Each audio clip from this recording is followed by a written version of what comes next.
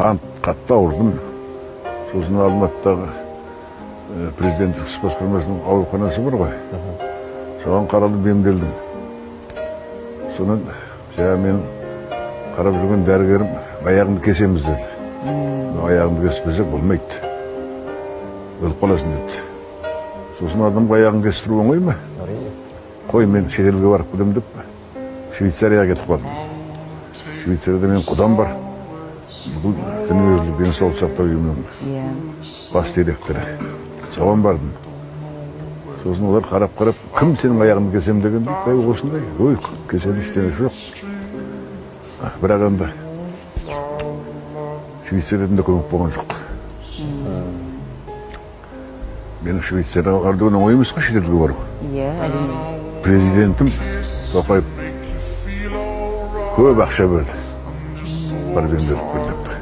Оны жерге қоймайды, өзі айтпайды. Бірақ мен өзім ішім біліп тұр, ырзамын әбден. Содан аяғымды кестірмей қайтып келіп,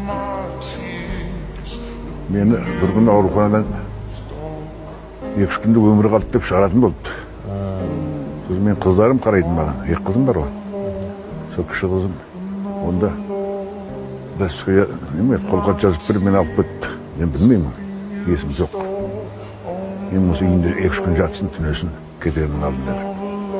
Соған неше түрлі шөппенен мені емдеп, содан аман алып қалды.